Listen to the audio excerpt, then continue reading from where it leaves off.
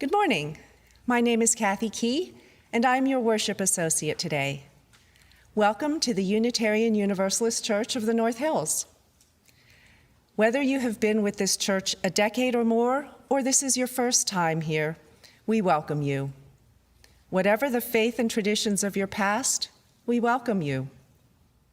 Whatever your theological stance, we welcome you.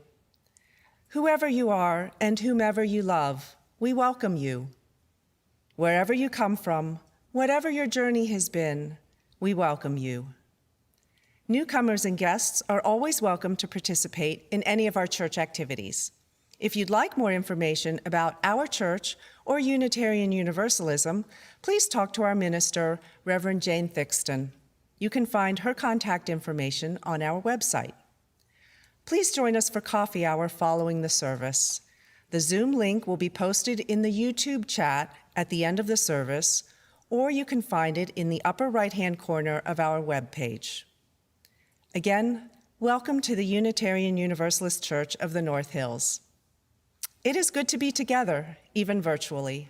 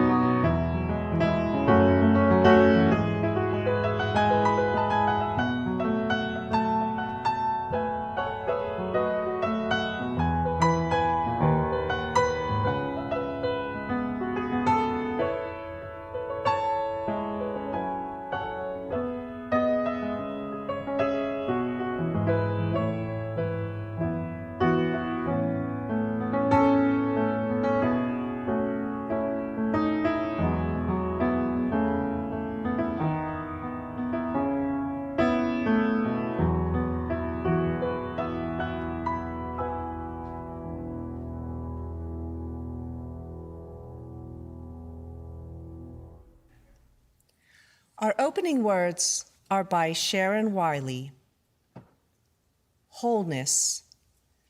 We speak so often of brokenness in religious life.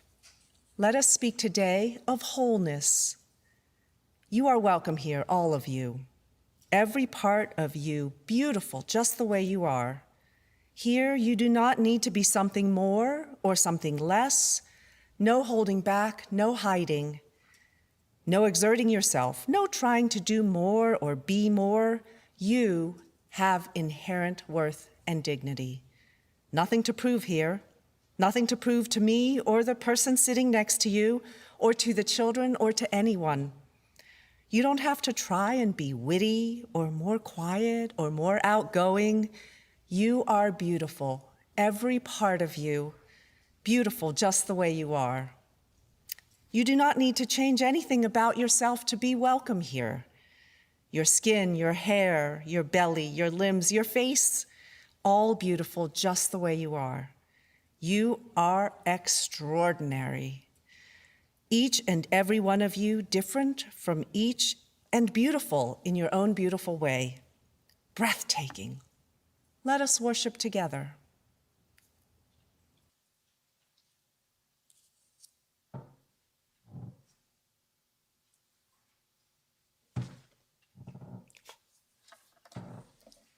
The Pride Flame by Linda Lee Franson.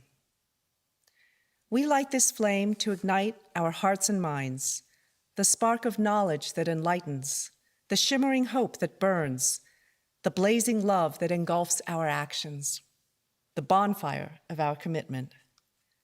We light this flame for those who celebrate themselves, who fear, who hope, who persevere, who stand on the side of love for all. We light this flame for those who have been ridiculed, that they may find peace, for those who have fought to marry, that they may celebrate, for those who live in uncertainty in the world, that they may have hope. We light this flame to renew our commitment that no one shall ever again suffer for the right to love. We light this flame to celebrate our kaleidoscope of diversity, working, loving, and living on the side of love. For this, we light this flame. Please join us now in singing our opening hymn, Love Will Guide Us, number 131.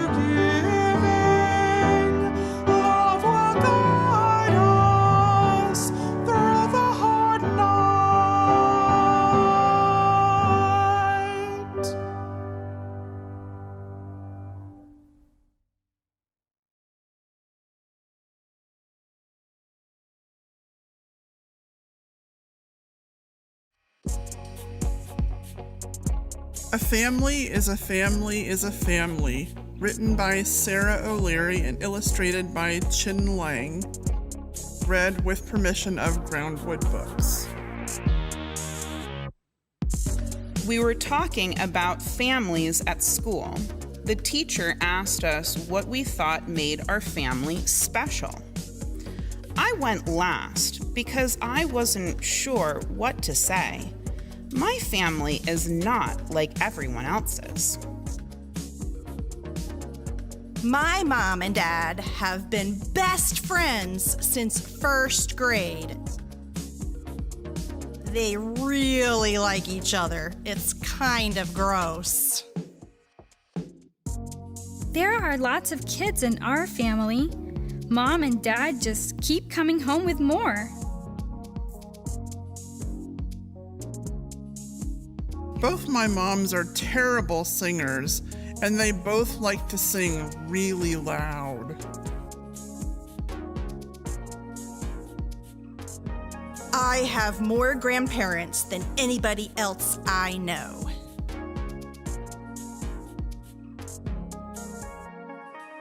We have a new baby in our house. I think my mom ordered him online.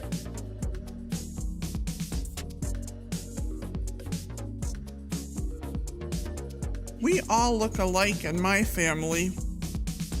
We just kind of go together. 1 week, Mom gets me. The next week, Dad does. Fair's fair. Some people say I look like my dad, and some people say I look like my mom. I think I look like myself. My mom says that before I was born, I grew in her heart.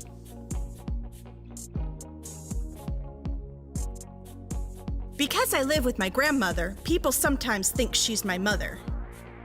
She's not. She's my everything. Some of the kids were dads when he met mom. Some were moms when she met dad. Now we all belong to each other. One of my dads is tall and one is short. They both give good hugs. I listened to everyone else. And then I remembered the time someone saw us all together at the park. She asked my foster mom to point out her real children. "Oh, I don't have any imaginary children," Mom said. "All my children are real." A family is a family is a family.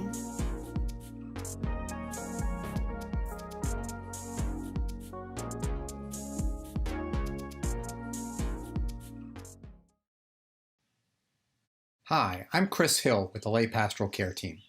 During our service, we create this sacred space for sharing within our community. It's a time to share significant life passages with the congregation so you can be held in loving care. I'll be reading the joys and sorrows this morning. We'll be placing a stone representing each joy or sorrow in the sand, representing our congregation supporting the sorrows and lifting up the joys. From Beth and Mike Zach. It is with great sorrow that we share the loss of our niece, Alicia. She passed away June 12th. Alicia was just 25, a kind, sensitive, and generous person. We are heartbroken. To Beth, Mike, and their family, we say, we're holding you in our hearts. We now place one more stone in the sand for all the joys and sorrows that exist in our hearts but remain unspoken today. We especially think of everyone suffering, directly or indirectly, from this COVID-19 pandemic. Please read with me the words appearing on the screen, understanding that here includes all those watching. Let us hold in our circle of caring each person here. Let us hold in our hearts those who are unable to be with us today. Let us hold in our memories those who have moved on. Let us find comfort in knowing that we are not alone.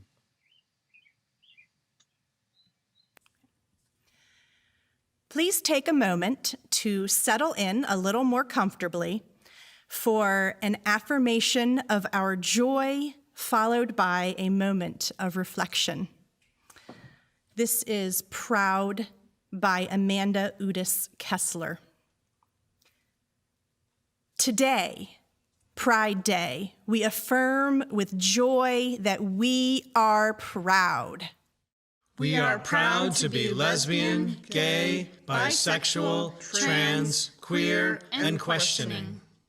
We are proud to have survived and thrived despite challenges to our dignity, well-being, and sometimes even our lives. We are proud to be heterosexual and cisgender allies. We are proud to live and work in solidarity with our LGBTQ friends and family. Together, we build the beloved community. We and those we love have been judged, mistreated, assaulted. But we are here and we are proud. We and those we love have been stereotyped and have faced discrimination. But we are here and we are proud. We have seen those we love beaten to death and gunned down. But we are here and we are proud. We are together and we are proud. And together we build the beloved community. Watch as it grows among us even now. Now we will take a pause for a brief moment of reflection.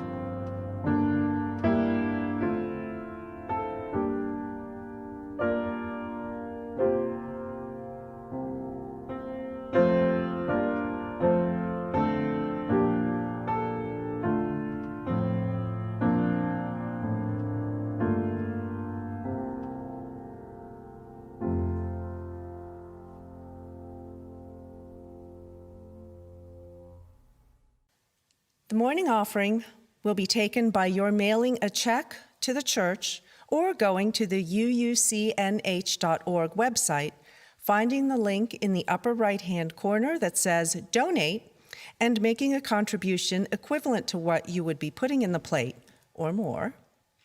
The morning offering will be given and gratefully received.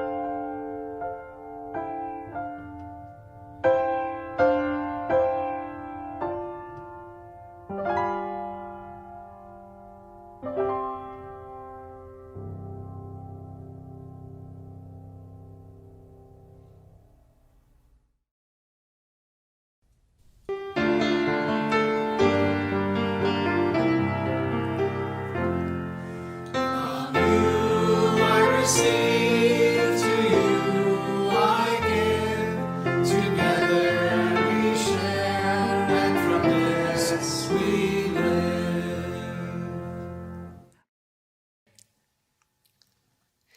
Please join me in saying the dedication of the offering, which will be on the screens. May these gifts and the work of our hands and hearts give power to all we stand for as a community of faith. Vows for a Gay Wedding by Joseph O. Legaspi. What was unforeseen is now a bird orbiting this field. What wasn't a possibility is present in our arms. It shall be, and it begins with you. Our often misunderstood kind of love deems dangerous. How it frightens and confounds and enrages. How strange, unfamiliar. Our love carries all those and the contrary. It is most incandescent. So I vow to be brave, clear a path through jungles of shame and doubt and fear. I'm done with silence. I proclaim, it shall be, and it sings from within. Truly we are enraptured. With Whitmanesque urge and urgency, I vow to love in all seasons. When you're summer, I'm watermelon balled up in a sky blue bowl. When I'm autumn, your foliage ablaze in New England. When in winter, I am the tender scarf of warm mercies. When in spring, you are the burgeoning buds. I vow to love you in all places. High plains, prairies, hills, and lowlands, in our dream-laden bed, cradled in the nest of your neck, deep in the plum, it shall be, and it flows with you. We'll leap over the waters and barbaric rooftops. You embrace my resilient metropolis. I adore your nourishing wilderness. I vow to love you in primal ways. I vow to love you in infinite forms. In our separateness and composites, to dust and stars and the ever after, intrepid travelers, lovers, and family, we have arrived. Look, the bird has come home to roost.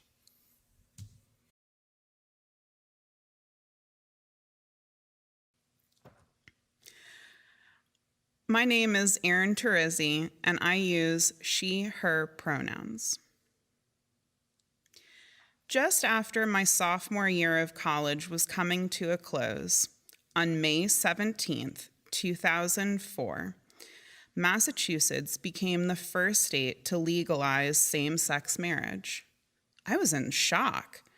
I had never imagined that this would ever happen. My friends all knew that I wasn't quite straight. My brother and my youngest aunt knew, but my family still did not. I kept worrying that if I decided to settle down with someone who was not a man, that I would have no rights. A few states offered civil unions, but that did not offer the same rights. But Massachusetts, dear Massachusetts, became a sprinkle of hope. Now, I believe that Massachusetts was a fluke, especially with all the states that had put in their state constitutional amendments that marriage was defined as a union between a man and a woman. It took until late 2008 for Connecticut to become the second state. What I think surprised us all was Iowa. April 3rd, 2009, a few of my friends and I were gathered at a friend's dorm ready to watch a movie. We had heard of an unanimous Iowa Supreme Court decision that had legalized same-sex marriage. My friends all turned to me. I was the only queer one there. Was this a late April Fool's joke? No, it was real. It made me believe in the possibility of red states. When Amy and I got together in 2010, 6 states had legalized same-sex marriage. New York became the 7th in our first year together. We lived in Erie at the time and cried when the decision was made. New York, only 20 minutes away, was in a totally different universe now. When we married in 2013, our marriage was still not legal in Pennsylvania. We stepped over the border to New York and had our legal ceremony before our wedding in Erie. As Erie's unemployment was on the rise, we looked for a new place to live. We wanted to be close to family, but in a state where our marriage would be recognized. We looked to Maryland. Then, lo and behold, May 20th, 2014, our marriage was seen in our state. We decided on Pittsburgh. It was not until June 26, 2015, almost 2 years after our union, that our marriage was recognized all over the United States.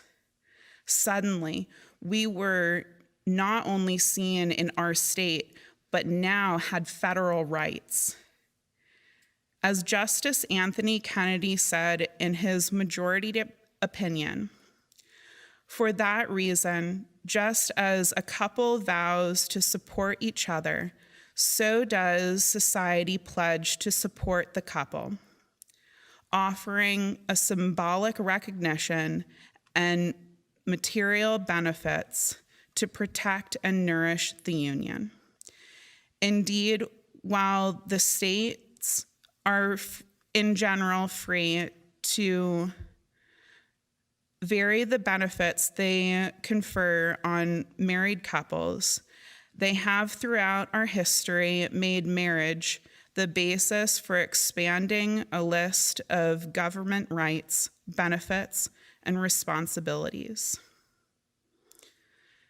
June 12th is Loving Day, the anniversary of the court decision overturning bans on interracial unions.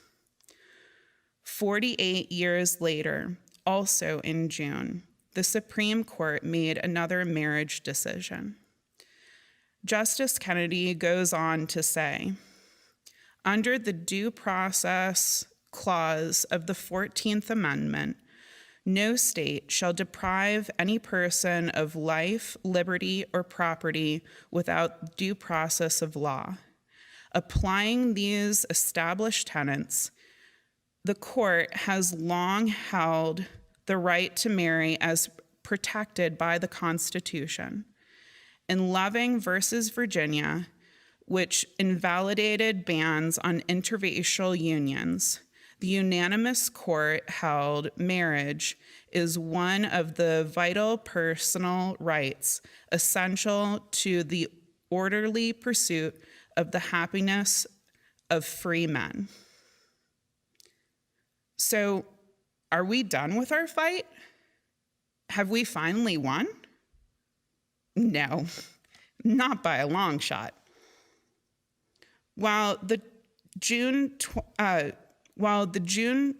2015 decision was a substantial step forward, this country still has miles to go.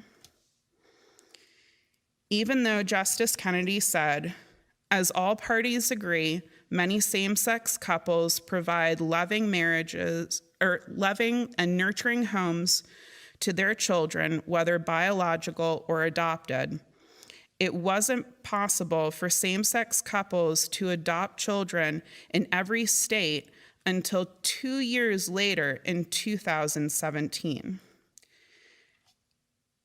Even though every state had to allow same-sex couples to adopt. There were many states that found loopholes, making the process difficult. Even as we speak, my rights as a queer person are not protected in every state, let alone most counties in Pennsylvania. My queer siblings are still losing their jobs and their housing because of their sexual orientation. As many as 40% of homeless youth identify as LGBTQ+. The unemployment rate of transgender individuals is 3 times higher than that of the general population. Trans women's wages fall by nearly a third after they transition. My trans siblings are even less protected than queer cisgendered persons and in even more danger. Bathroom bills and sports bills have been clogging up the lower courts in the name of safety, fairness, and family decency. Have I just brought you up to bring you down? No. We must remember, even when it is the most difficult, that our country is moving forward. What can we do to ensure that we keep moving forward? Welcoming places of worship are a great start. Educate yourself on the LGBTQ issues so that you can, in turn, educate others. Write your representatives. Tell them you want queer and trans protections across the state, across the country. Be present at queer events. Protest. Be vigilant. I close with the last paragraph of Justice Kennedy's majority opinion. No union is more profound than marriage, for it embodies the highest ideals of love, fidelity, devotion, sacrifice, and family. In forming a marital union, 2 people become something greater than they once were.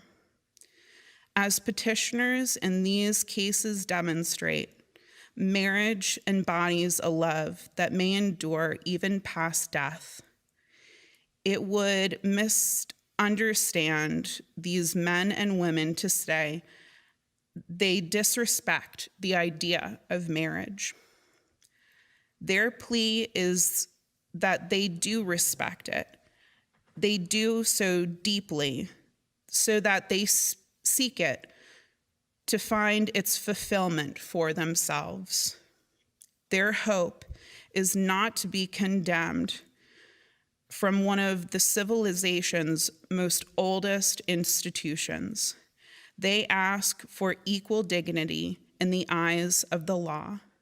The Constitution grants them that right.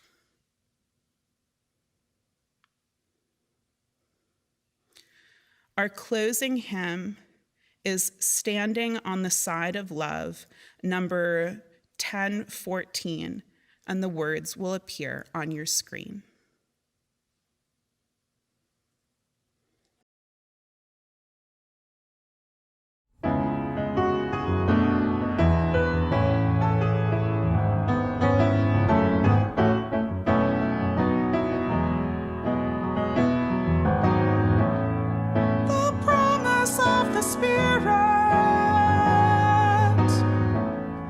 Faith, hope, and love abide, and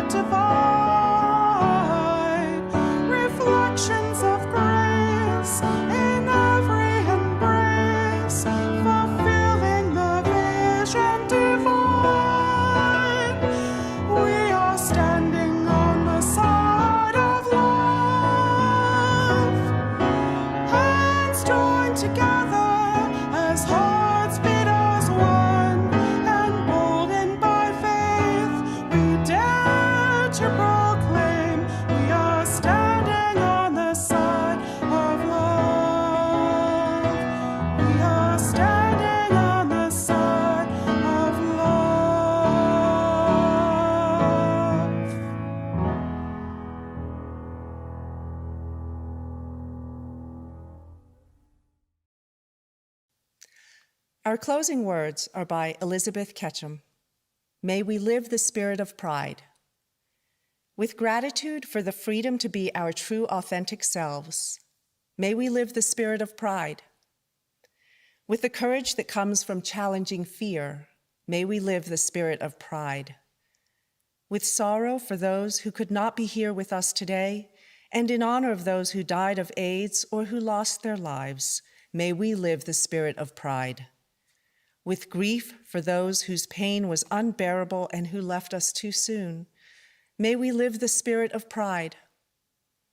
Looking ahead to the justice still withheld, may we live the spirit of pride. With the confidence that a sense of community banishes isolation and loneliness, may we live the spirit of pride.